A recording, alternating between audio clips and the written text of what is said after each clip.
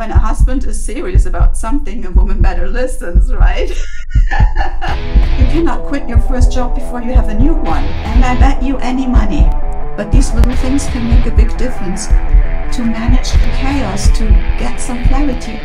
Ute Franzen-Waschke, expert in supporting leaders in the corporate arena, conference speaker, member of the Forbes Coach Council, author, leader, coach. I was always high in energy. Welcome to Are You Like Me, the podcast where we dive into the lives of extraordinary individuals and discover what makes them unique. I'm your host Patrick, and today I'm joined by Ute Franzen-Waschke, a dynamic professional, dedicated to developing people for the international workplace. With a career spanning continents, specializing in creating environments where teams and businesses thrive. Focusing on communication, relationships, and corporate culture, known for fostering respect and empowerment, and for driving the kind of meaningful conversations that lead to real progress in multinational corporations. Speaker, author, panelist, guest lecturer, coach, and I can name many things, but World Business Executive Coaching, Senior Consultant at Creating WE Institute, Forbes Coach Council, Women Power Congress Speaker at Hanover, European Symposium for Sustainability in Business Education, Research and Practices Panelist at the Future Workforce Global Summit, Lady of Many Skills, High Energy, Passion and Curiosity. It is my pleasure, Ute, to welcome you here. Thank you, Pat. What a lovely introduction. It makes me really appear like, ooh, feel very humbled. Thank you. Oh, I should add humble and modest person, but I've seen you in action. I've seen you doing amazing things. That's why this dynamic and energetic is kind of, towards that are sparking like this. My first question, and that will be kind of a very important, how it started, how it happened. I think I was always high in energy already as a child. I was a quiet child, and I would also consider myself an introverted person rather than an extroverted person. But that does not have anything to do with the energy level. So as a child, I was always running around, always in motion. And so in terms of having a lot of energy for things that I feel passionate about, that has been there ever since. And I started my career as an employee, as working in a company like most of my clients do nowadays. And also there, when I felt passionate about a topic, about what I was doing, then the energy came just by itself. Yeah. And so when you are self-employed, I think that makes it more extreme because you have so many possibilities and make your own decisions and go in so many ways that you need sometimes people that say, well, wait a second, too much can also be not so good. So what is it that you like to focus on? And that was definitely something, a learning experience, and we probably will get into that later. But that's where my energy level comes from childhood. My parents also high energy, hardworking people. So I think it was given to me from birth. I mean, I can relate to that.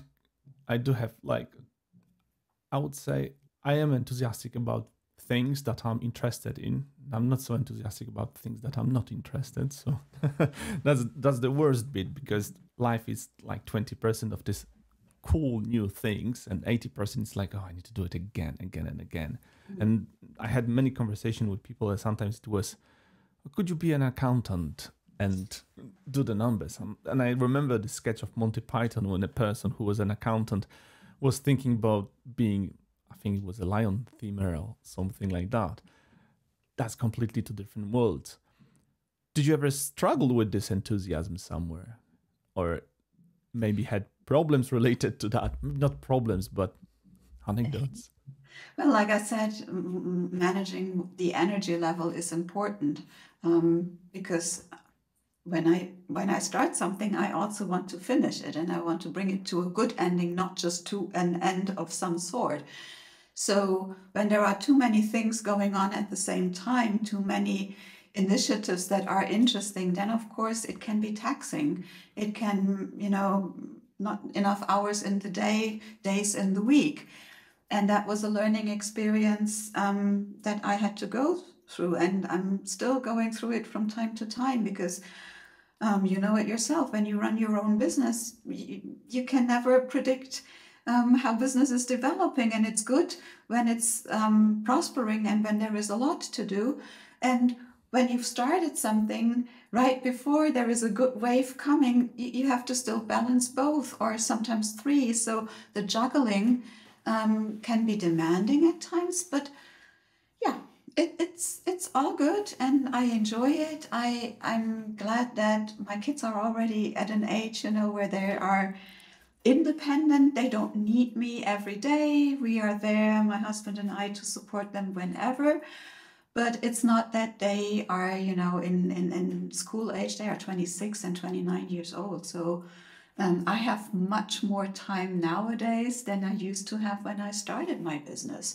And when I started my business, the kids were still at school. And it was an ideal thing to have, because my business endeavors grew with how my kids were growing up. So in the beginning, I only did a couple of days a week working freelance.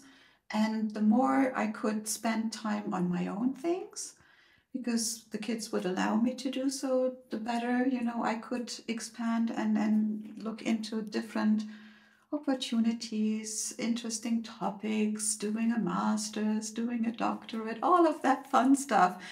But my business grew with how the kids grew out of the house, basically.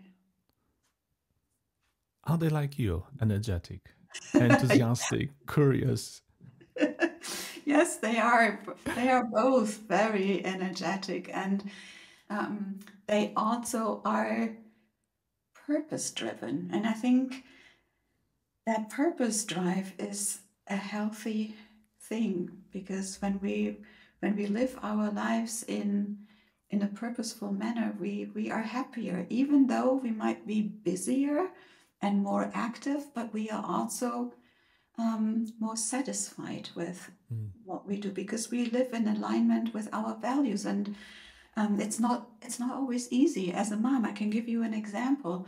My oldest daughter, she studied to become a lawyer, and it's a very tough, area of study. It takes a long, long time, and there were many areas or times on her way when she said, I'm not sure if this is the right thing for me, if I should persevere.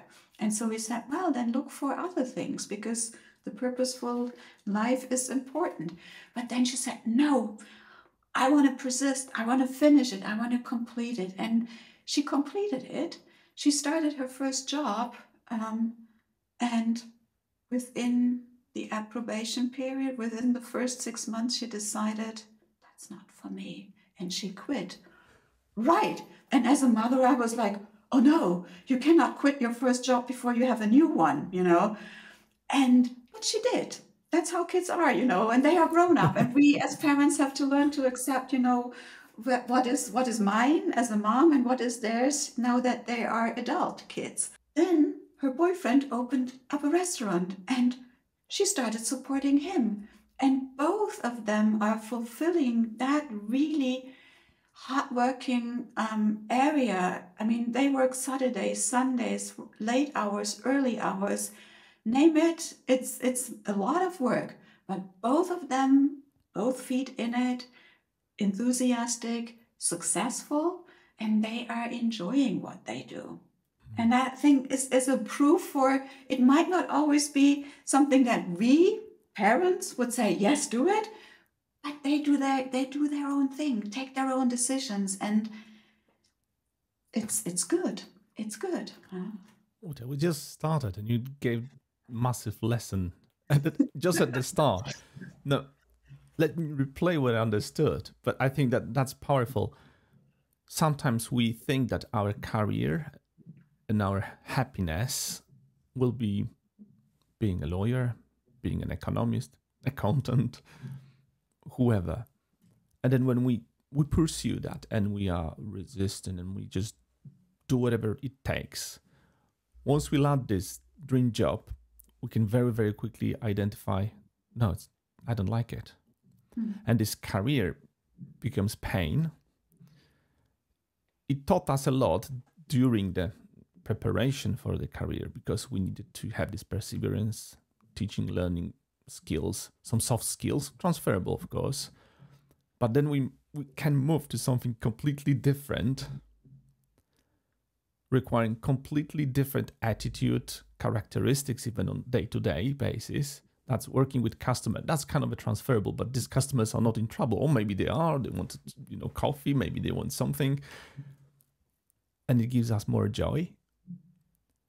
And one would say, oh, it took you X amount of years to achieve the answer that you don't like it.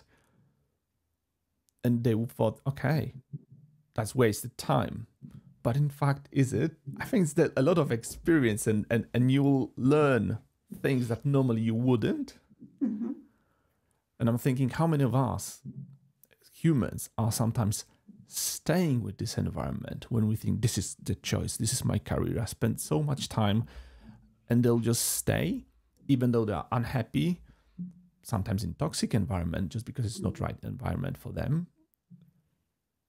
Do you think that they should just drop it and just go somewhere else without lining up another job? No, because like you said, it takes time for a decision to mature. Yeah. And if we rush things, we might not rushing into the next good thing, but we might be rushing into something. I don't remember who said it. A couple of weeks ago, I was in a conversation with someone, and it was around, I hope I'm not making that decision just so that I have a decision. I want to make the right decision. Yeah. Sometimes we feel the pressure from, family, like including myself in the story that I shared, was trying to hold back the pressure that I felt. But sometimes the environment applies the pressure knowingly or unknowingly. And then people might take a next step, take a U-turn. But is that U-turn now in that moment the right one? That is the crucial question. And when people, are stumbling from one thing to the next that doesn't feel right, then it can also be very disillusionary because they might feel there is nothing out there that is right for me. But instead, working with clients, coaching clients in, reflecting, taking that, time out to reflect and to look at all of the possibilities that are out there. It takes time, and sometimes it also takes opportunity. Yeah. So it sounds like we need to be ready to make a decision. And then when we are ready, the decision will be right, whatever the decision will be. And you're right, you need to look for some opportunities, because you might just take a decision just because you are uncomfortable, but it's not the right time. You didn't have your lesson yet. You haven't learned what it takes. I remember one story, and it was about, I don't remember, I might recall it. It was about a lady who just tried to achieve something always. That's kind of ambitious character. And she went to climb the summit, demanding one. And there were many people who were like, yeah, we'll do it. All this juice and energy. When they weren't there, halfway through, she was like, I don't want to do it.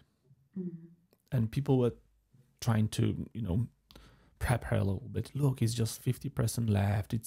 You can do it. I said, I know I can do it. I just don't like it. My feet are hurting. I don't know why I'm doing it. I'm just doing it to just belong and to have like one more achievement. And she just said, oh, I'll just go back by myself. And that was the moment when she said, I'm happy. I'm relieved. I don't need to do it.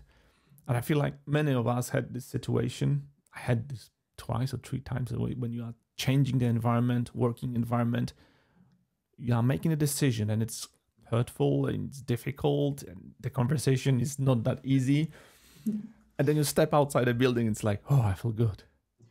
And then you know that was the right decision. It took a while to come to that conclusion, but when it happened, you feel relieved. Is it something that you can say it was similar for your daughter? Yeah, I hope. I mean, it's not that long time ago, so we shall see. But currently, she's a happy person and much happier than she was when she was in her lawyer's job. Yeah, and spending many more hours in the workplace than she did when she was a lawyer, and that was already many hours. Lawyers are always busy people. But what you said about that opportunity, that moment in time, and that forcing ourselves, it's a fine balance, knowing when it is a good thing to stretch that comfort zone, to walk that extra mile and to overcome, an inner barrier, and when it's good to let go of it. I mean, when we look at sports people, they constantly need to challenge, their physical, their performance limits in order to achieve higher, to achieve more. It's not always healthy. They get injuries and so on. And it's with normal human beings like us as well. High-performing teams, high-performing individuals in the workplace, in the corporate arena, they also try to perform. And as much as they may not feel, it physically, it is always worthwhile checking in with one's body, when there is a decision, and from the rationality, it seems like the right thing to do. But there is something in your stomach pit, or here heavy on your chest, or on the shoulder, somewhere in your body you feel there is something not quite right with that decision, even though it makes a lot of sense. Everything on paper, black and white, says that's the thing to do, but it doesn't feel right. And I would invite everyone who is listening just to go back to one's own life and to consider how many of those decisions that purely were made on a rational cognitive basis were decisions that were good, and that were also good in terms of long-lasting, sustainable decisions for oneself. And I bet you any money that some decisions that were just taken with the head did not last for long, did not feel good, were not good for your body. And so having that second opinion, as I often call it with my engineers, because engineers think decisions have to be taken based on data, facts, what we can see, what we can follow up on. And then, second opinion, what's your body telling you? And sometimes they look at me, what do you mean? What's my body telling me? Nothing, because it's on paper. Yeah, but then, looking at when it's not about science or about a tool or something technical, but when it's about them, I invite them to go for a walk and just reflect on that decision and see what the body is sending in terms of resonance or dissonance with it. And very often that brings them new insights. It might not revert or turn the decision around 100%, but it gives useful information about areas where decision is maybe not complete, mature, and thought through enough, if that makes sense. Oh, it makes. And I'm one of this person who is taking the most important decisions in a second based on a gut feeling, not just based on data. Data can say, oh, you need to do this. And I'm like, nah, I'll take it just because I feel like it. And maybe it is a wrong decision. Don't get me wrong. But I'll be at peace. I read somewhere that, we do have certain aspects of our intelligence in our guts and so forth. But I believe it's also, how you live by values, and your values are so embedded that you see that, oh, that's contradicting anything that I believe in. I'll just stay out, even though it looks like a solid and sound judgment. It's not correct for me.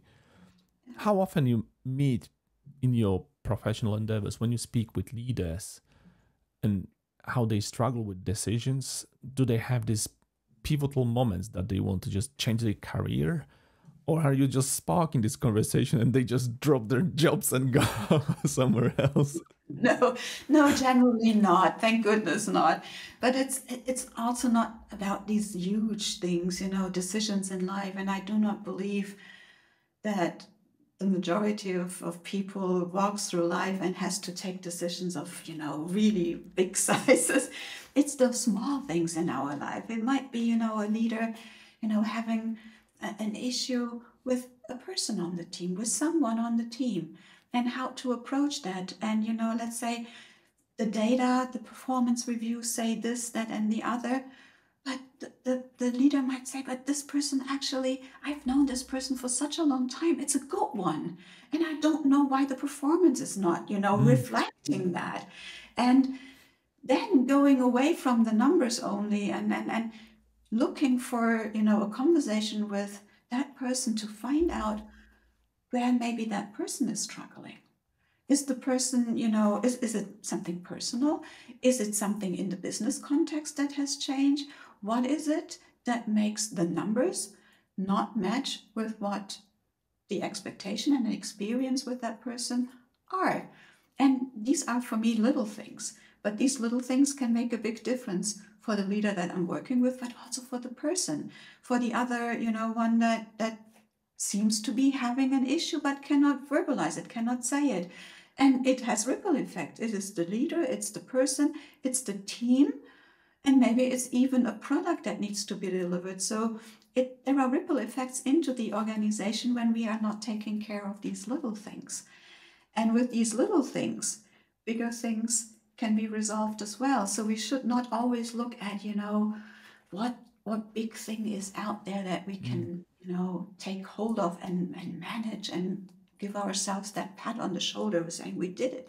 No, let's take a look at what are the small things that we can take care of. I've been told that once in my life, the world is created through small things and there's nothing bigger but just sum of it. So it sounds like you are trying to figure out, this small and that small thing can impact overall performance, behavior, the culture within the organization. And sometimes it might be, this person is not comfortable with the technology, with the setting, with the environment, or maybe it's completely not connected with the job itself, but its effect on the job. The end result is within their performance, but it started at home when they struggle with something. And I think that organizations are not thinking, they take out the part of your private life, thinking that you are just emptying your brain, coming into a setting, and then you perform at your best. So if you don't perform, we need to put you on a training. And then when you come back home, you are completely decompressed, recalibrated, and you can be a person completely different. But that sounds schizophrenic at some point. Like you have like two personalities, like Jekyll and Hyde, and you use them. Well, in fact, we can't do it. It's our life. And if you are not passionate, as we had like earlier in this conversation, you will struggle in a setting, even though I'm equipped with all the skills that I needed to be high performer in the law. I just don't enjoy it. Taking the whole person to work is a concept, I think, during the pandemic. That was one of the big learning moments when organizations sent their people home, said, okay, you work from home now. Then all of a sudden we had a look into the private sphere of people that we had known maybe for years, but only in the workplace, only in the work setting, maybe for a summer party or for a business dinner or lunch, but not at their home. Yeah, and so that was a learning. But my impression is, now that we are, not back into the old normal, but we are trying to make sense what could be the future of work. What could it be? What could it look like? It's still not being fixed and formed. It's in flux and it is coming in iterations. I can see it over time in this team and that company. oh, let's revisit our remote work policy again. Let's revisit hybrid work again. And it's coming back. It's good that it's coming back, because it's not meant to last, forever. It's time bound. It's something that has to be revisited. But it makes people uncomfortable. And they are not taking the learning from the pandemic when we see, or when we saw that this person, this worker, this team member has a private version of him or herself. Now it's again just the human being. And so making more use of what we learned during the pandemic.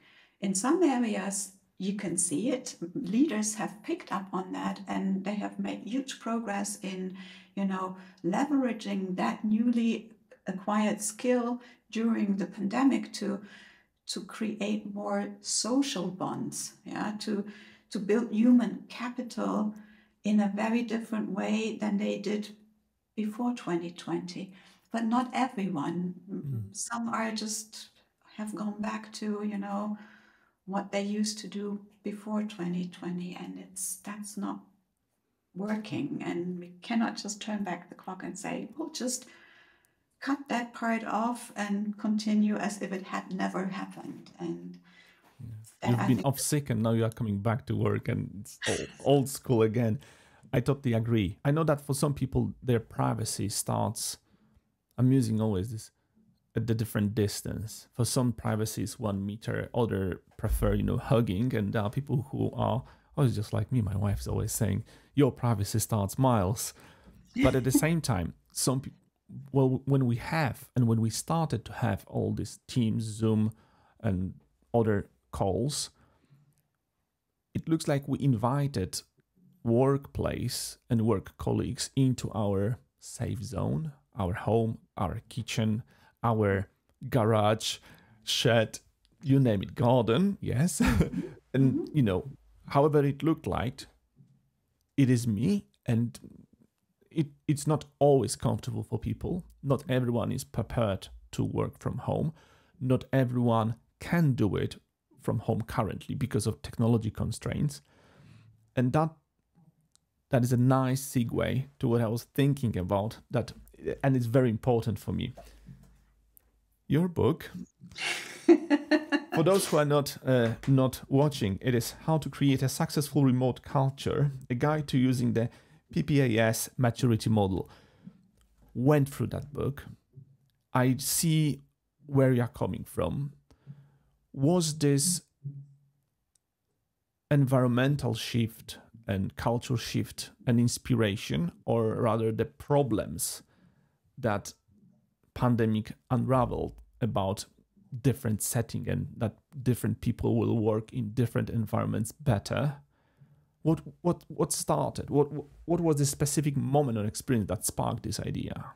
I think extreme situations always have a potential for, bringing something to the surface that was known maybe underneath the surface, but sometimes we look away because it's more comfortable to do what we've always done. Yeah.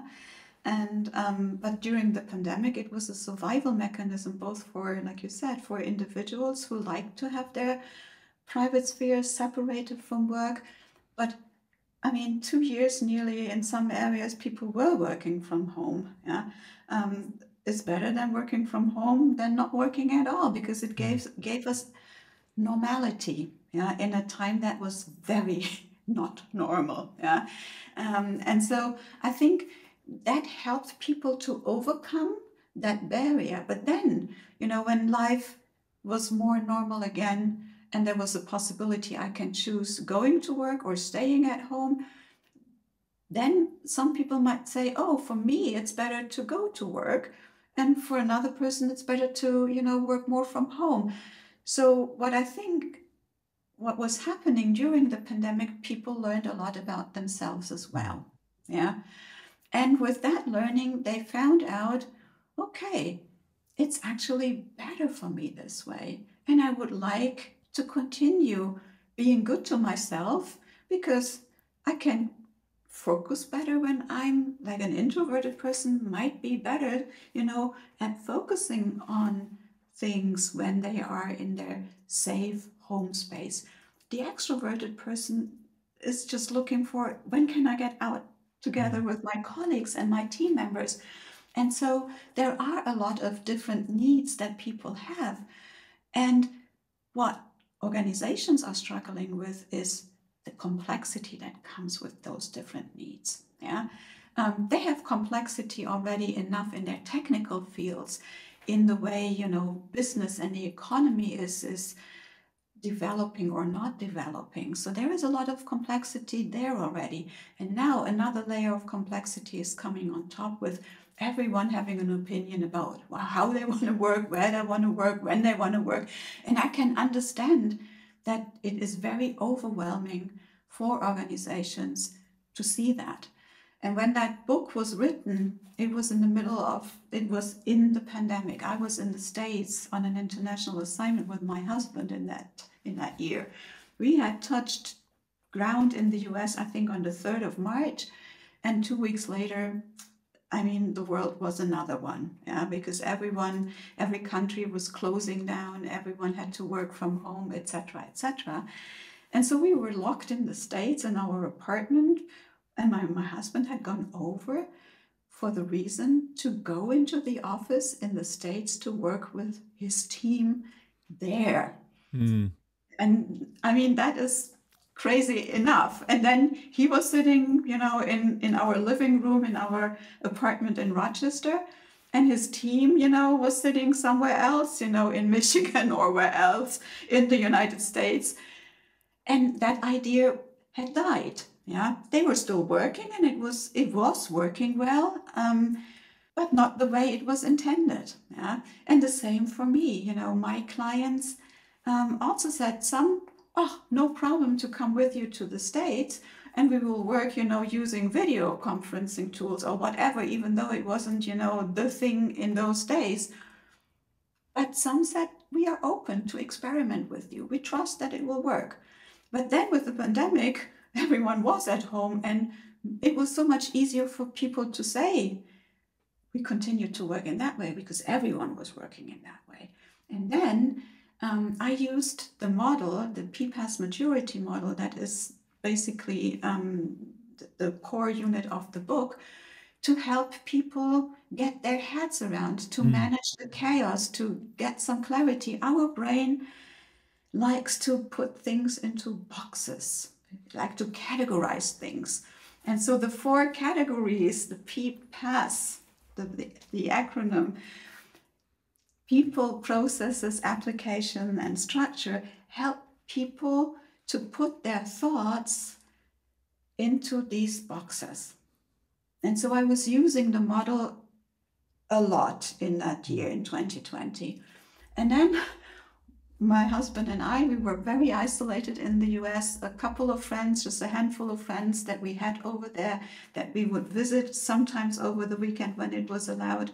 But we spent a lot of time on our balcony, on our bikes, in beautiful nature in Michigan. And at one point, my husband said, because we were talking about what we were doing all day, he in the living room, I'm on my ironing board in the sleeping room where I had stacked boxes so that I had a good view when I was on camera. He was saying, hey, you should write that up. It's something that could be helpful for people also afterwards. And I said, yeah, you are kidding me writing a book. And I was making fun of that. And he said, no, I'm serious. I really am serious. Well, and when a husband is serious about something, a woman better listens, right? And so I started writing a manuscript when I was in the States. And because we had published that book with the 3 tomatoes from the CIQ European Collective, I had a publisher. And I said to the publisher, hey, this is the idea. I'm writing the manuscript. Would you like to take a look? Would you be open? By the time we were back home again in 2021, the book was, massaged and edited and layouted. Natalie, my daughter, helped with the visuals in the book. Natalie's childhood friend. Yeah, the avatars were created by Natalie's childhood friend, Marlene. So I, took all of the family connections and ties and friends in helping me to make it also look nice. And so then the book was published, and that was then the moment where people started saying, but wait a second, it is useful indeed, but is it on scientific feet, that model, or is it just something that you have found useful? And of course, it was just something that I had found useful. The only science that, is behind it, that is the neuroscience, that our brain likes to have structure and that it helps us to navigate through life in a better way. But that, of course, was not enough. And then that was the moment when I picked up, my email from, I don't know, years ago, 2016, when I did my master's at Chester. I wrote an email to Professor Tony Wall. And I said, look, this is the situation. What can I do to put this on scientific feet? And then we had a conversation it must have been in December 2020. The book hadn't been published yet. And he said, you cannot set that, on scientific feet now because it's already out there.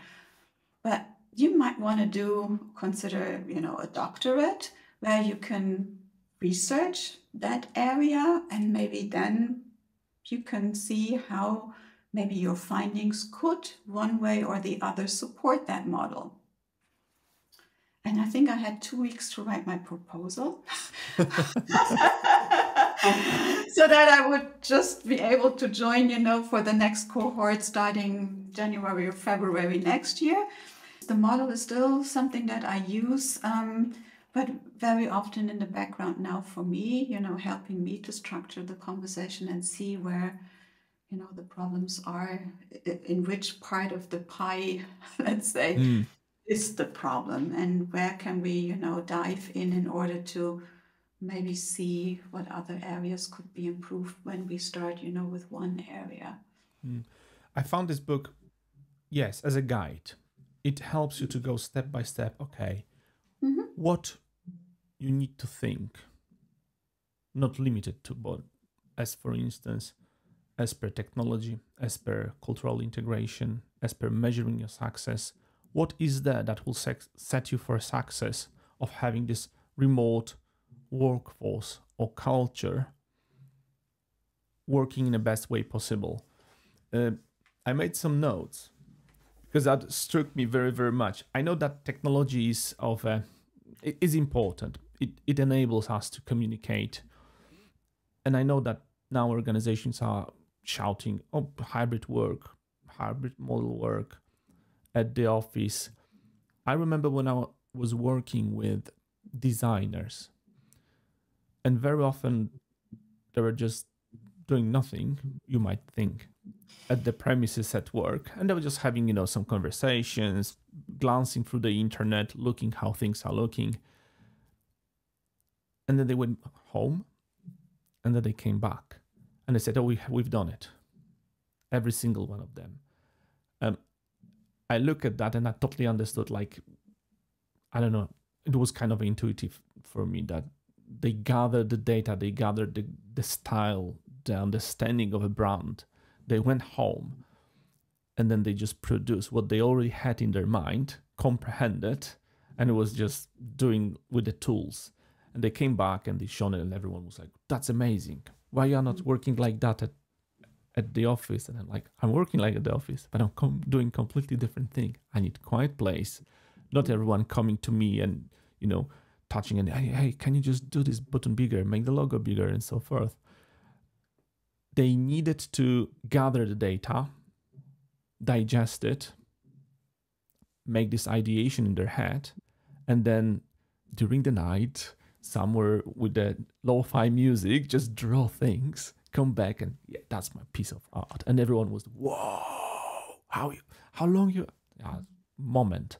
But it took them 8 hours to just think and then 1 hour to just draw. It was that simple. And I think that great logo types and logos have been created that way, just like Nike. But coming back to your book, you mentioned that they don't want people to go or come, and there's like big argument about this. And I like this very, very much. I never thought that it might be a problem.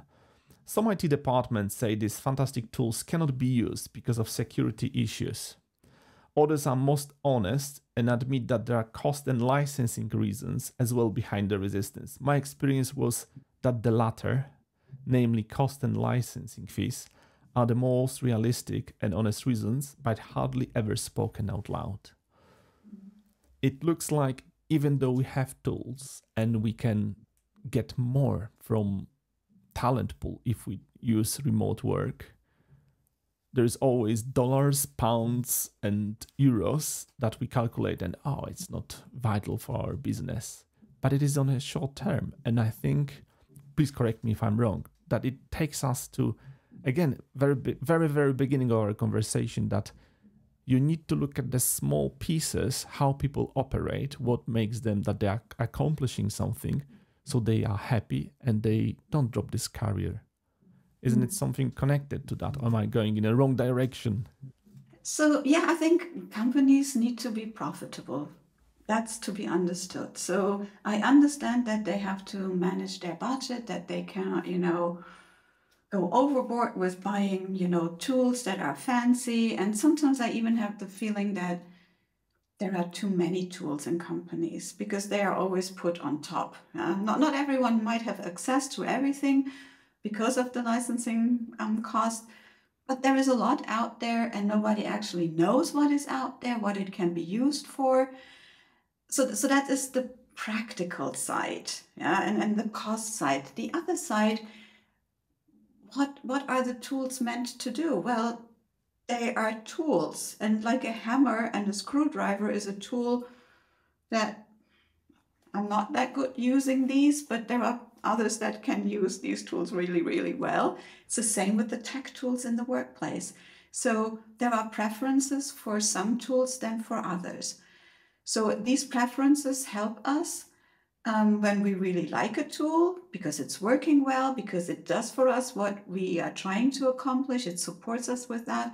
Then, of course, our openness to work with the tool, also learn more about it, is much bigger. Whereas when the tool is a pain in the neck, breaking down in the connection all the time, then I don't want to go there. And then I might even say, I'd rather not have a conversation with that colleague, with that team member about a job that I need to do, because the tool is not in support of what I have to do. So it's on the one side, it's money, it's training, it's personal preference. It's again a very complex construct. But at the end of the day, I think, and nowadays everyone is used to Zoom, everyone is used to MS Teams, in the office. And yet, what are people doing with MS Teams? Everyone can set up, appointments nowadays. That was something in the beginning. It was also not possible. There were certain people that had that right, not everyone. Now everyone can send out a link and invite to a Zoom meeting. And what are they doing with it? They are using MS Teams as a telephone with camera. Not more, not less. Yeah. So the other day, I had a conversation with a corporate client, and she said to me, next week we'll have to reschedule because I have a 2-hour MS Teams training. And I said, well, that's really good. You will learn a little bit more about, what the tool can do. Yeah? And she said, yeah, I'm excited about learning something new, but I cannot imagine why we would need 2 hours to learn more about what MS Teams can do for us. And so 2 weeks later, I said, how was it, your 2-hour MS Teams? She said, it was great. We learned about this, we learned about that. And how many years did it take? I mean, we are now in 2024. They got MS Teams maybe 2021, 2022, if it was late. It took 1.5, 2 years, let's say, for a company, a really big company, to start rolling out a training program for a tool.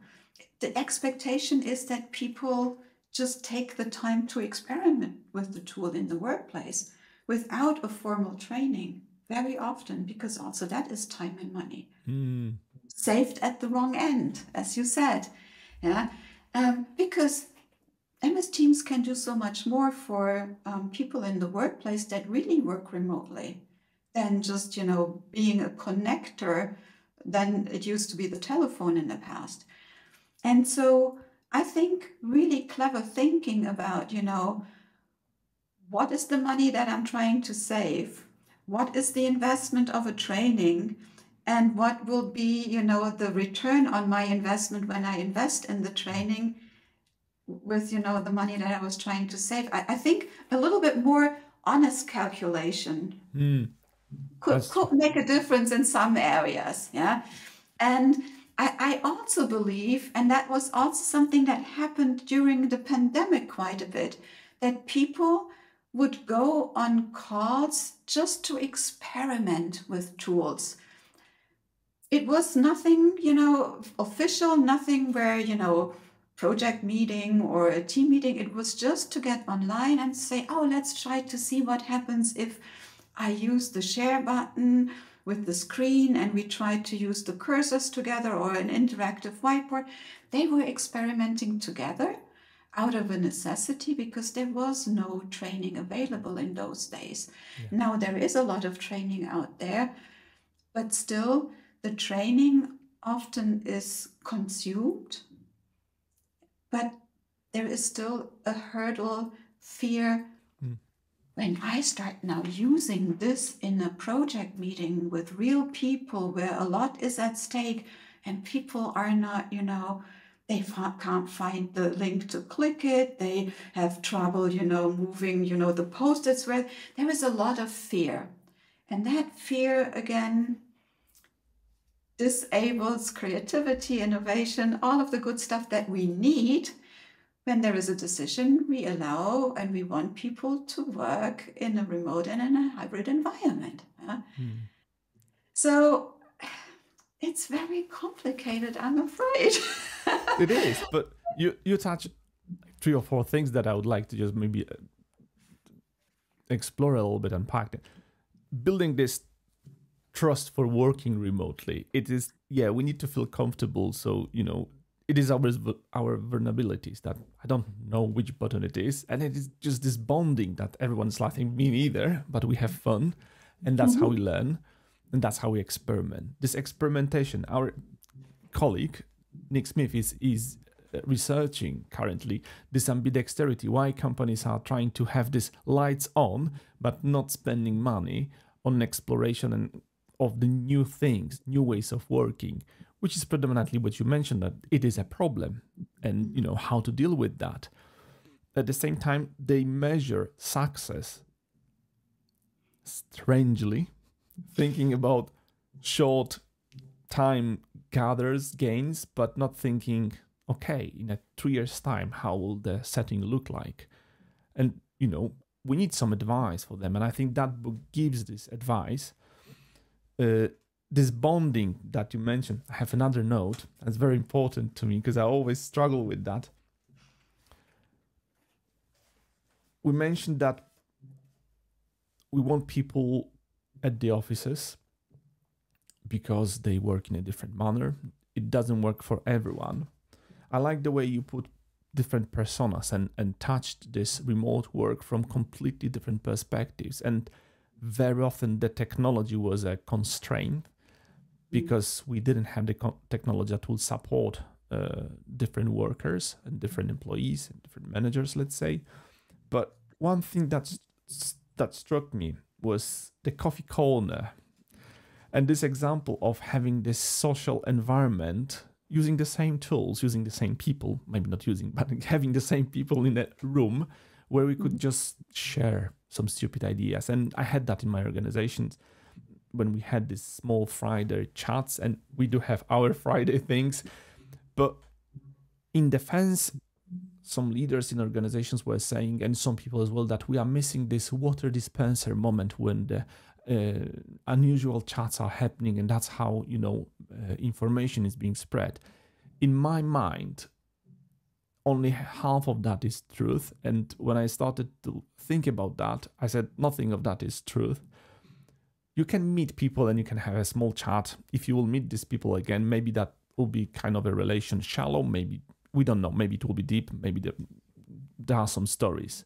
But at the same time, that's how gossips are being created in companies. We need to control gossips at some point.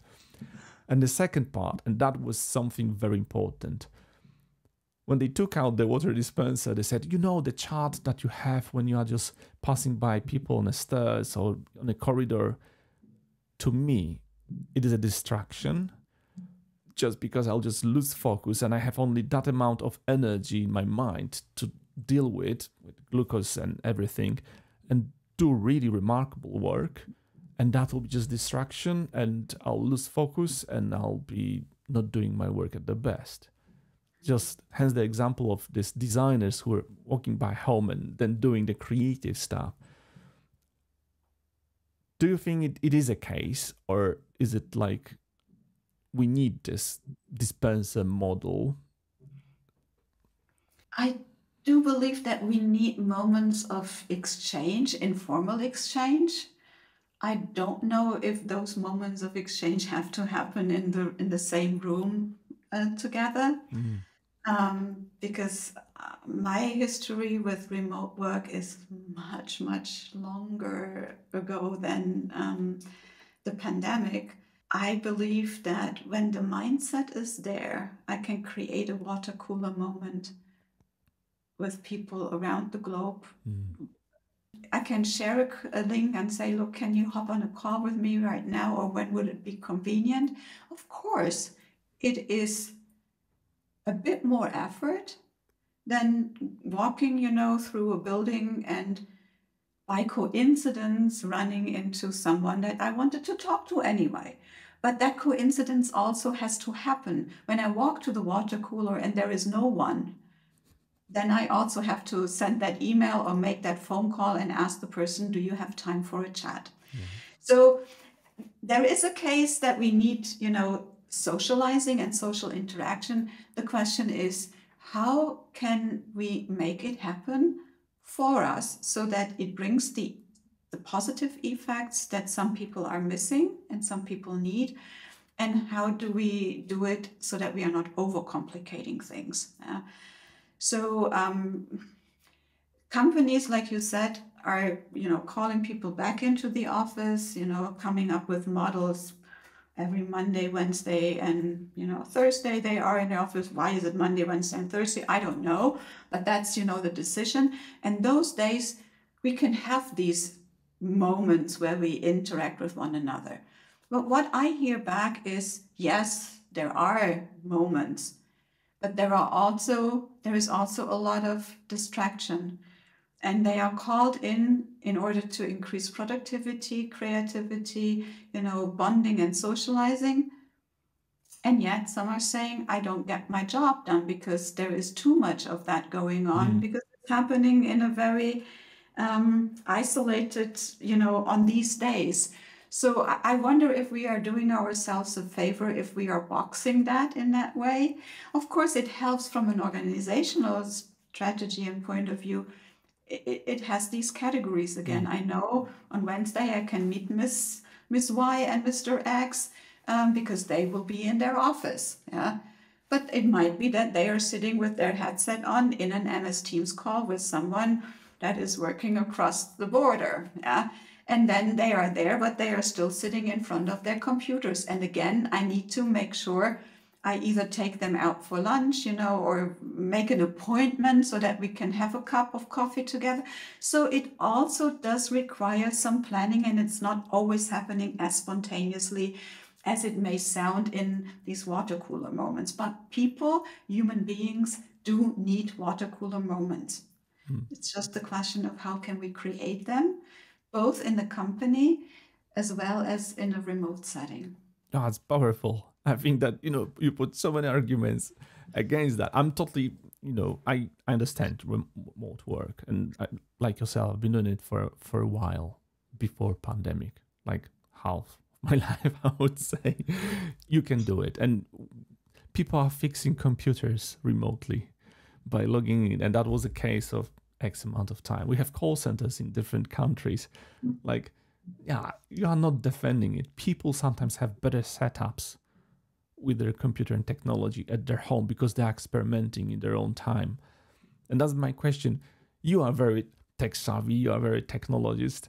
Is it curiosity, or are you looking for the right tool for the job? And because you have so many activities, that's how you have like plenty of great things. It's a combination, Pat. It's an and thing. I am curious. I'm always in for a good experiment. And the decision for me to use a tool or not to use a tool is always, number one, is it GDPR conform? Because I'm operating in an environment with corporate clients where GDPR conformity is the top, level of, if it doesn't get the check mark, you can't use it. So that's number one. Is it safe? Is it secure? Is it GDPR conform? Then the second thing is it intuitive? Is it user-friendly? Yeah. When I need an extra hour to explain it to my clients, then probably it's a waste of time. Yeah? So it has to be really easy and clear how to work with the tool. And then the last bullet point is, what value is the tool adding? Is it adding value for me, for my client, and what is the value that is being added? Those are the three main criteria for me to decide to onboard a tool or not to onboard a tool. And then, of course, in the second, so when I check these three boxes, I would ask my client as well, how do you feel about, would you like me to send you a Zoom link, or would you like to send me an MS Teams link? Yeah? So which platform would you like to use? And most corporate clients say, we'll send you an MS Teams link, and that is fine for me. So then when we talk about, Miro boards, should we use them? We could use them. What is the benefit? Then I explain what the benefit is, and then they can tell me if they want that or if they don't want that. So they have an opportunity to opt into a tool or out of a tool, because tools have become so dominant in our lives, in our professional and private lives as well, not to forget. So it's not just one area, it's both areas, it's everywhere. And some just want to detox from tech as much as possible. So in coaching, we can still have just that human-to-human interaction on MS Teams, on Zoom, whatever platform we choose. But when a client says, no, I want to do something, the thinking that happens between the session, and I want to have a place where I can put it, then I must find that safe place where this person can put that, because it's important for the journey of that individual. And so I'm constantly looking for tools that fulfill these three criteria, and then see what my clients say about them. Oh, that supports my way of thinking about the technology, that you start with the problem in mind.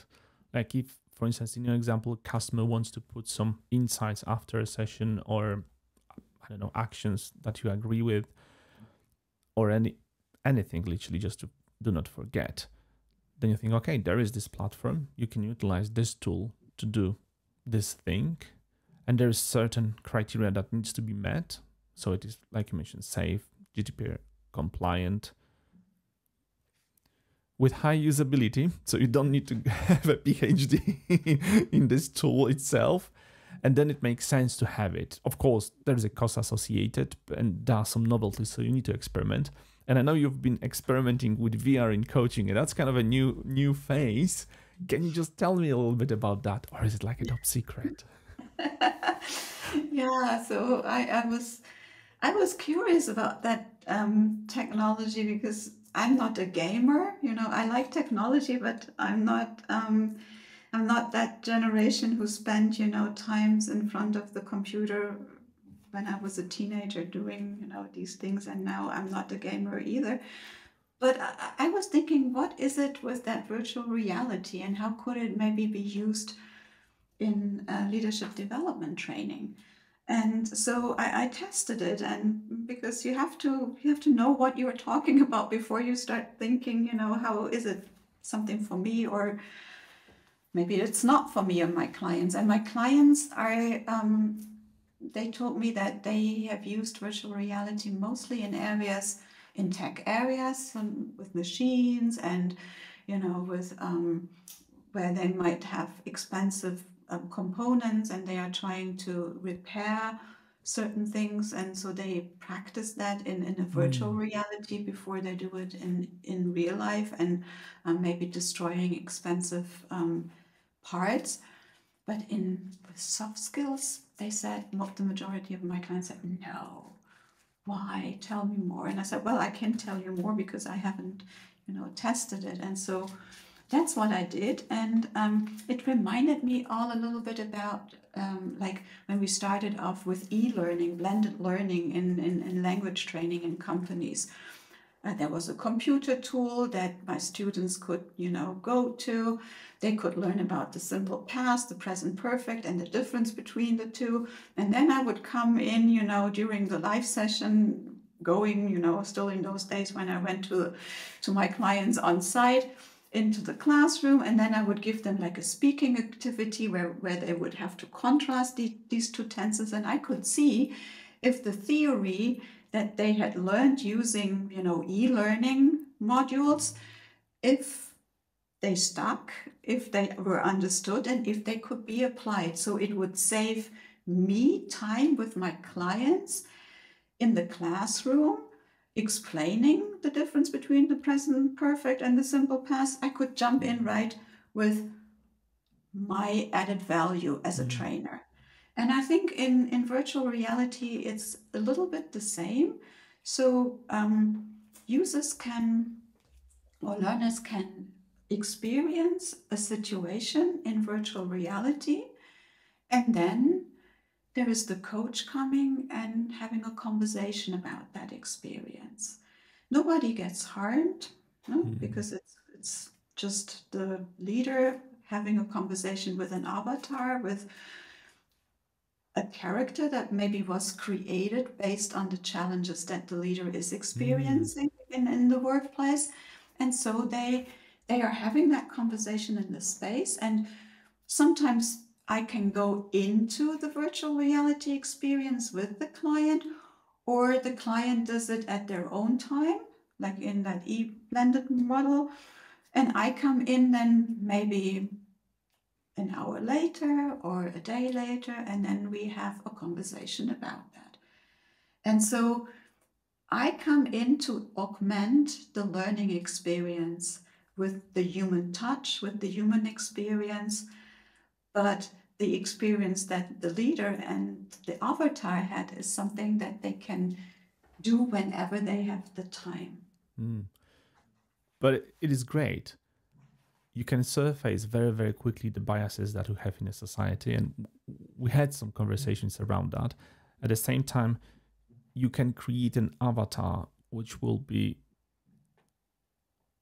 not meeting the resistance because it will have certain characteristics that this person will accept as a mentor, for instance, or as a person who is challenging. So you can really, really steer the conversations in a different level.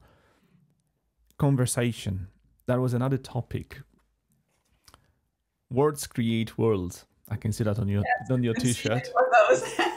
And I'm really glad we have a conversation about conversations. That's really peculiar. And it's a great segue to introduction to conversational intelligence. I know you've been advocate for this touch, and I would like to have like a brief overview what it is, why it is crucial in today's workplace, in leadership, in creating culture and shifting mindsets. Yeah, so conversational intelligence, when I came across the body of work of Judith E. Glaser in 2016, so it's a long time ago already, and I was fascinated by how Judith was able to explain certain phenomena that I had seen, in conversations with the neuroscience. So there was a scientific explanation of why something happened in a conversation. I saw it, it was there. I had a hunch of what it could be about, but she could really say, okay, this was happening, this was happening in the body, so the physiology. So every conversation is also, it's a physical experience. Something is happening with our bodies in a conversation. And so it was really, really one of these critical moments in life. I remember it was on New Year's Eve, in 2015, I signed up for the first level of her training. And I was thinking, is it worth the money that I'm investing? Is it worth the money that I'm investing? And I was writing on my master's thesis in that year as well. Do I have the time for that? But in October, I think I was in a master class with her, and she really captured me. She really, captured me deeply. And so on that New Year's Eve, last evening for the early bird discount, I signed up. Then I went over to my husband's and to the neighbors for our traditional New Year's Eve raclette evening. And so in 2016, in January, I started the first course with Judith, and it was, with thousands of coaches, thousands of people on the program. And the topic, the content was so interesting. I couldn't get enough of it. So I was very much involved in that community. And it was the inaugural program. So that means it was the first time she had offered her body of work to a larger audience. And it was a 3-level program. So I went all the way through. I got to know Judith in New York for graduation. She invited me to her apartment right across from Central Park, one of these places where you normally don't get to go to. But she invited me because we had a strong connection. And right from the start, I loved her work. It resonated so well with the work that I did, and it complemented, my ability to explain.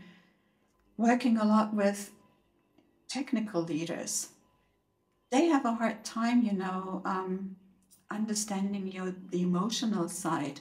But when you can put the science behind that, or you can bring the science to the front and say, this is why your body is reacting.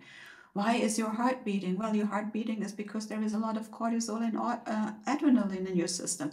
So it helps them to understand what is happening from a scientific point of view. And with that, it opened totally new doors for me to coach them so that they could change behaviors, not just for them, but also for those they were working with. And that was what really was the game changer for me. I'm now feeling very, very, lucky and honored that I'm still on the team, so to speak. Unfortunately, Judith passed away far, far too early. In the middle of a program that she was delivering, I was chosen among a handful of other people to support the program so that it could continue and everyone who was on that journey could still graduate and get their certification, etc.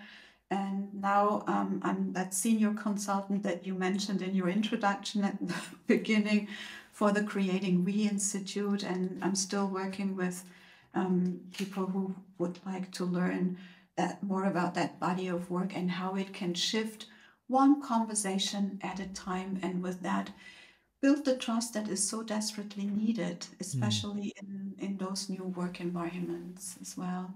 Building trust. It looks like you know how to do it, because through your values and through your personality, you came across something that was at first a doubt, was the value for my money. And then at the end, there was a reward, for lack of a better term, of friendship, I presume, and being not only advocate, but having opportunity to move it even forward and to understand it deeper and, building understanding about how the conversation works, what sort of chemistry is triggering what and why it is happening. I believe it really helps in difficult conversations, predominantly when there is a stress, when there are feelings, emotions. And at the same time, it helps to create the safe space so these conversations can happen in a more human way and less stressful, at least. But I know that maybe let me rephrase that. I understand that the REACH method is kind of a complement to this I struggle with this one, conversational intelligence. Is it? It's my tongue today. So is it complementing, or is it something that is built on the foundation of it? Can you just guide me through this a little bit? The REACH method comes from a different origin. So Anja Molinsky, came up with the REACH method, and was also very happy to support him in his endeavors to bring that method out into the world and train and certify coaches in that. But you are right. So there is definitely a connection, because when we are stretching our comfort zone, usually that is not a moment where we feel super relaxed, because then it is not a stretch. So when we stretch our comfort zone, our nervous system is kind of in alert mode, because the human being is exposing themselves to a dangerous, unknown situation. And when we look at, the neuroscience of that, actually we are not in the best possible place when we feel that tension, that fear, to make good decisions, to think clearly, and to anticipate options that we could go. We are more on an automated autopilot functioning to keep the body safe. That's the primitive part of the brain that says, I'm in charge of keeping my human safe, and I take that seriously when I have the feeling my human is stretching too far and reaching, outside of that comfort zone. But finding out, we learn, we grow by leaving that comfort zone. So Andy came up with a great, process of helping people to stretch that comfort zone without ending up in that stress zone. Just stretching it enough to grow, but not too far to fail.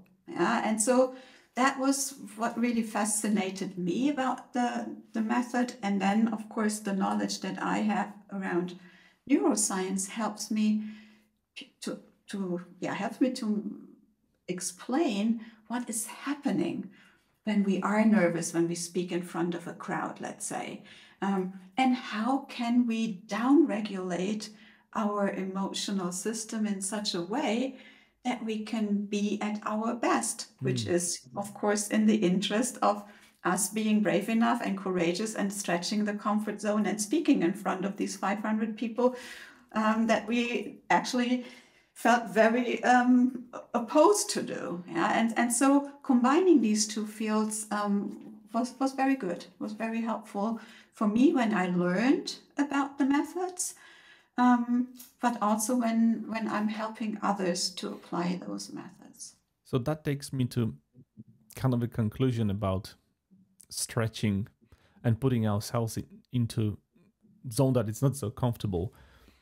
From what I understood, you need to reach certain peak of stress to grow. It's just like with the muscles and so forth. But once you overdo or go beyond certain point, then maybe anxiety starts, and this is the level that is not so acceptable for our body, for our brain, and we just, flight or fright system. Isn't it connected? And maybe it's a result, or maybe it's one of the indicators in our earlier part of conversations when we're talking about dropping this career because we want something different, just because the amount of stress is too high, and we unconsciously understand that the value that we'll get from that level of stress is in imbalance. Therefore, we prefer something that maybe is of the same stress, but it will give us something that is more important to us. So when we are stressed, then our periphery is limiting, yeah, because system is trying to focus, and so when we experience stress as a constant, we might not even realize that we are in stress and how our periphery is narrowed. I mean, when you ask busy executives, are you stressed? Often they say, no, I'm not. But you can see that they are stressed because you can see it in body, the muscles, everything is more tense. And that's the tone that the physiology of the stress puts out. So we can see that, yeah. But the person sees it as a normal state. And so doesn't realize that with that also certain periphery is narrowed. So reducing the stress level in a normal, encounter, in everyday encounters is important so that we can take perspective, so that we have the ability to imagine where the other person is coming from. When we are overly stressed, we are not.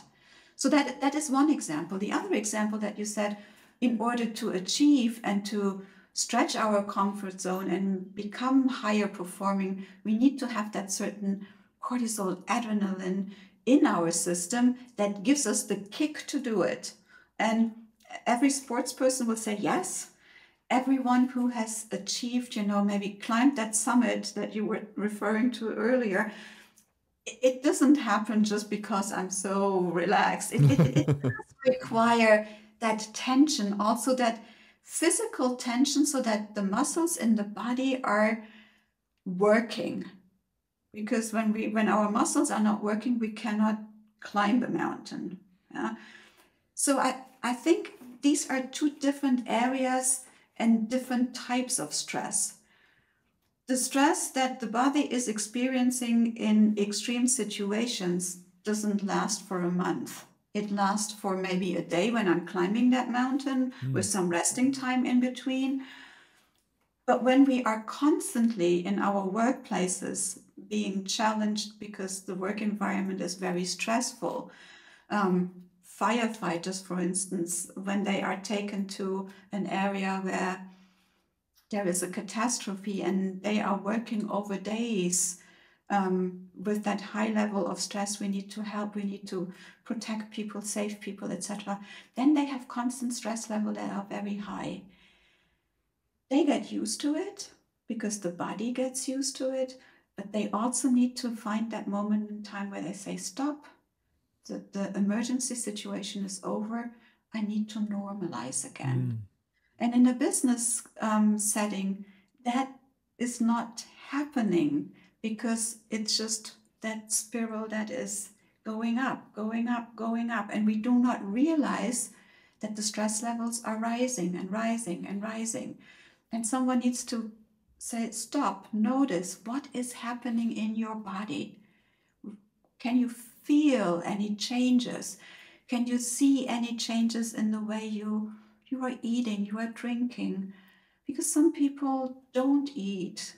I include myself. When I have a workshop with a client one day, I eat in the morning, I cannot eat during the day, and I can eat again in the evening, because during that time, my body is climbing that summit. My body is just focusing on delivering the best possible service to my customer. Yeah? But I know that, and I know that I need to eat in the evening. If I would eat during the day, it wouldn't sit well with my stomach, and it wouldn't sit well with my performance. I know my body. But how many people pay attention to this? Yeah. And so I think we cannot avoid stress in our lives. It's part of our lives and it's normal. But what we need to learn is to notice when we are stressed and when the stress is becoming the new normal, and that is not healthy.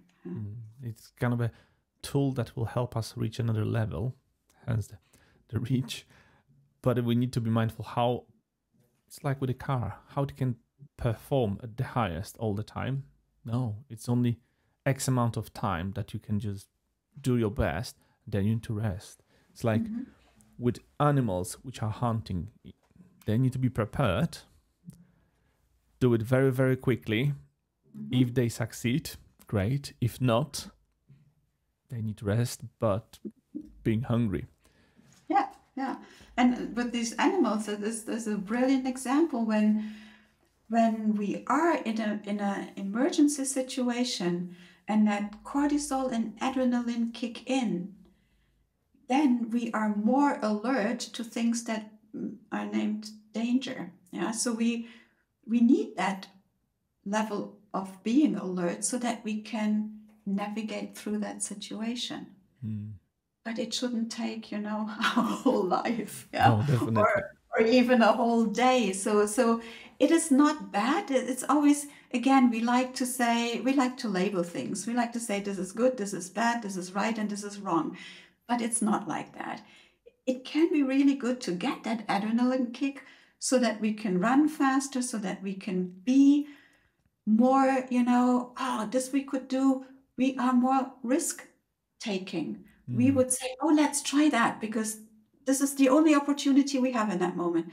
Whereas when we would step back and say, oh no, we have more than one opportunity, so we have more than one possibility, but not in that moment when we are really under that adrenaline emergency situation. But that is not how it should be all the time.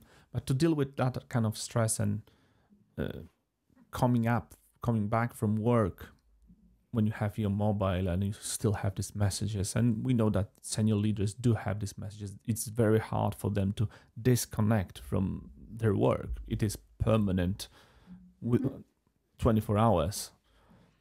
They need some support. And I know that family will struggle if we are not decompressing or switching our mind, or even acknowledging that, look, I'm too stressed, I need to just have a walk. Can we have a walk, for instance? I know that you mentioned your husband pushed you towards writing this book, and there's a lovely dedication. I'll leave that to the readers. But it does take us into different aspects of your life, which are very, very unusual. I mean, usual for you, but not everyone. The family dynamics, the support that you give, the support that you have, the understanding of decisions, pushing towards decisions, taking from the comfort zone and writing this story, maybe on iron board, and then traveling. And there's a lot of that. I mean, how you're balancing it. I know that we spoke about decompressing, about, understanding where's the stress. I know that the traveling with family or even on your own, there is a stress associated. Everyone is thinking, oh, did she land correctly? Is everything all right? Do you have a nice hotel? Are you okay? How does that work in your life? You are managing it miraculously. And really, I would love everyone to just understand even, a small part of it, how to do it. So you stay organized, you are supportive. What roles in a family, what roles of family plays in that endeavor and your professional journey? How does that work? What we can learn from this? Like I said in the beginning, when I started my own business, it was, for me as a working mom, the only way of combining what I would like to have for my children when they come home, that there is, food, that there is a mother who can look at their homework, listen to them, what they were bringing back home from school. So I was there, and I was crafting my work around that schedule. Not always easy, did not always work, but that was the idea, and everyone was trying to make it work. My husband traveled a lot when the kids were still young, but when he was around, he was also supportive, in picking the kids up, dropping them off. There is a lot going on in a family that is active and very dynamic, as we said. So it's a team effort. That's what I'm trying to say. It's not just one person orchestrating that. Maybe one person looking a little bit more at what are the schedules and how, can we align the schedules. But it's a team effort, and everyone is bringing their share to the table so that it can succeed. So that's when the kids were still young. You said traveling. Sarah was, I think, 3 months old when we were the first time with her on the plane. Yeah, because that was an easy time for us to travel with babies. I mean, they are carried. They need a lot of supplies. Yes, I know. But it was 3 months when she was first time on the plane. It was to Tenerife because that is our second home, you know, in the winter time. And so my husband said, she will be fine. She will be fine. And she was fine, yeah. A couple of months later, I think 8 or 9 months old, she was in the US. We have a photo with 3 men, so 2 colleagues plus my husband, and that baby Sarah in the Babybjörn on the Empire State Building. 3 men and a baby. So there was a movie, and we had to take that picture. And so Sarah has been a world traveler ever since. I mean, she was the first child born, and so she had to somehow come along with us. And Natalie, born the second, I mean, no way around that. So she was also always with us. For Sarah, traveling is not that important anymore. She spent 6 months in the US at a US high school. When she came back from that experience, her travel endeavors had ceased a little bit. She likes to go about on a vacation, but it's not that important for her anymore. And she has a dog, so it's harder. Natalie loves to travel when she can, and also explore unknown territories. So it's deeply ingrained in the family genes. That we like to see the beauty of the world and get to know people in different countries, in different places. Always rich in terms of different cultures. I grew up in the area of Aachen, close to the Dutch and Belgian border, and I just grew up with different languages, different people, different ways of doing things. Just, you know, when I was not even at school, my grandma would take me on the bus to Holland, to the Netherlands, because she had one of these bus tickets that, you know, would take the senior citizens everywhere. And so I would just sit next to her and we would go and do the cheese shopping, coffee shopping in Holland. And we would go for licorice to Belgium or whatever. So it was natural, even though we had to show our passports at that time because it was not as it is nowadays. So I grew up, you know, with a certain level of intercultural exposure. I didn't know at that point. For me, it was just the world I grew up in. Yeah. But then when we moved here to the middle of Germany, basically, the Hanover area, with Sarah, she was 2 years old when we moved here. I was thinking, oh my God, we're in the middle of Germany. There is no border left and right.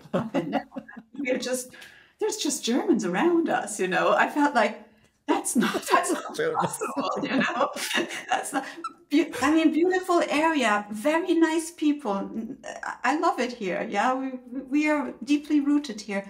But I missed, you know, that international touch that I was used to from home, and so. We invited French students to live at our place during the summertime when they did summer school at the University of Hildesheim. So I made sure that my kids were also exposed to different cultures, different languages, because I did not realize that when I was little, how much it influenced me as an adult. So I wanted to have the same for my kids, without, you know, living in an area where there is a border left and right or north or south. So always trying to have an international circle of friends, because there is so much beauty in learning about different cultures, learning about these different ways of doing things. And traveling is one way of doing it. Bringing people to your place is another. So I don't know if that now answered the question. Oh, This is it. it does. And I can relate to that. I mean, we've been traveling a little bit as well, but kids were always with us. And I remember still going to clients' meetings with my wife, our first daughter, driving somewhere. And then I said, okay, you go to park, I go for a meeting, and then I'll switch. So it was like highly orchestrated, and that was really, really difficult sometimes. When second was born, it was even more difficult, but somehow, okay, it worked out. You mentioned that creating this team mindset within a family. So everyone is supporting, bringing their own puzzle to this bigger picture. And I think I had intuitively thinking like this. We know the goal, we understand the goal, and we are trying to play the same game. We have rules. We try to have those rules because sometimes we are spoiling kids without even knowing. We are making mistakes, we are experimenting. But we get values, and these are linear somehow to have this personal life and work life and try to have this in balance. And luckily, if we choose our passion as our career, that's even better because we don't feel this burden of, I have to just do it. Mm-hmm. We do, but it is less. What kind of difficulties? I think plenty. There is plenty, but there are just things that everyone is bringing something to the table, and then we just sort out things. Really hard to just define what will be in future. Moving. I had guests from different parts of the world, and everyone is saying same thing.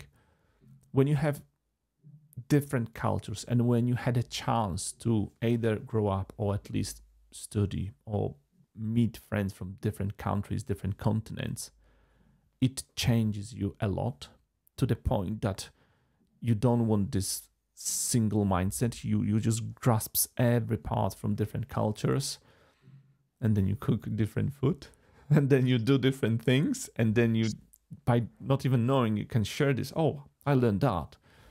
Baking, one of your favorite thing. Is it like you are doing only what is from family, or you are being inspired by things that you've seen in the world?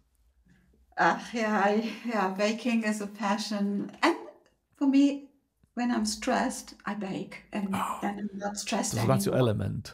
Yeah, so that is one way apart, from being out in nature. But in winter times, baking distresses me. So coming from a baker's family, of course, I do have a few recipes, family recipes, but unfortunately my father was not very good at writing these recipes down. So I have only too few recipes. So I just in wintertime, I said, I wish I had more written down from his wonderful recipes when he was still alive, but now they are gone with him. But I also like to experiment with, things that I see on the internet or that I see when we travel. So it's a mix, traditional and new things. Oh, I'm trying to do something sometimes, very simple, because I'm like horrible in the kitchen. It's like one big disaster. But I think it gives me peace of doing something completely from different angle and then saying, oh, it didn't work, but I don't have any, I would say, repercussions. It's just I need to just clean up things, and I can always have takeaway if that goes really badly. Ute, I mean, great insights, and I think that we learn a lot, but what is? That's kind of a final question, very, very important. If there is an advice, or maybe there is an inspiration that you took from something, it can be a quote, a book, a picture, a movie, a song, whatever, that helped you through your life to achieve and to be where you are currently. What is it? Can you share it with us? Well, I do have a quote that I often use with my leadership development programs, because I generally ask my leaders, do you have a favorite leadership quote? Just to see, because I think it shows a little bit about the values, the mindset that people come from. So my quote that I then share with those leaders is, knowing is not enough, we must apply. Willing is not enough, we must do. And I think the source is Johann Wolfgang von Goethe. So it's someone that I'd never, had associated with the quote. But for me, what is in that quote is that the head can only understand so much. We must do it. We must apply. We must transition things from the head into the real world in order to see how it plays out. We need to adapt them so that they fit in. And when we are willing to do something, it is good because there is a will to do it, but not just thinking about what is it that we would like to do, but actually doing it. Yeah? And not having that thought attached. When we do it, it must be perfect. It must have a certain outcome, because that is what keeps us from doing it. It makes us wanting to do it, but we are waiting for too long for the right moment for it being perfect, and that might never be achieved, and then we are missing out on something. So knowing things, learning things, lifelong learning is really close to my heart. I just said to my daughters, I said, whenever I'm old, I cannot walk anymore. As long as I can read and still listen to things, give me podcasts, give me something to read, I will be a happy grandma then, yeah? Because learning keeps me fit, my brain fit. But just having it in my head, bringing it out into the world, see how it sits there, how it sits with me, the others, so important. And with my leadership development programs, I use that quote also because I want them not just to listen to some theories, some ideas. I want them to go out and use them, see how they can change things in their work environment. Because so many people just go to trainings and consume, take things in, and are not actually applying and doing something with that. And it's a pity, in my opinion. Oh, that's a lovely insight. And I think that really nice, it concludes really what we've been talking about, finding the right moment, finding the right level of going out to comfort zone, achieving something, then being organized as well, traveling and trying to explore, experiment, gather from everything. This learning is not only learning, it is trying to comprehend whatever the world is giving you, but at the same time, if you have some ideas about the world, putting them in place. And I would like to just mention that you were a co-author of Changing Conversations for Changing World. And I think your insight is kind of a greatest phrase about what this book does have inside. It is how to make your word to change the world, and it's so much connected with your t-shirt as well.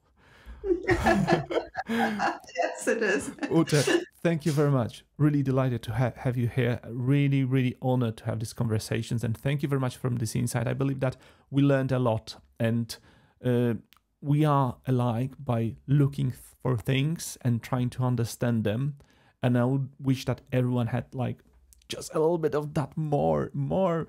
And I'm really glad that you are putting your effort to change the world through words with leadership, and gave us insight into what are the leaders struggling with, what are the things that they deal on day-to-day basis, because that helps everyone to be a better leader and to understand the leader that they admire as well. Thank you very much, Ute. Thank you very much, Pat, for inviting me. Always pleasure. Is there, maybe I haven't asked anything. Is there anything that I should ask but I haven't, do you think?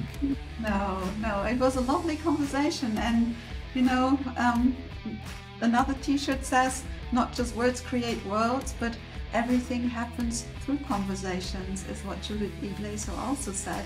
And I think a lot just happens in the moment when people are really in tune. And you were in England, I'm in Germany, and good example of how one can be in tune and attuned to one another in such a remote environment and have a great conversation. So thank you for that. Thank you very much, Ute. Pleasure.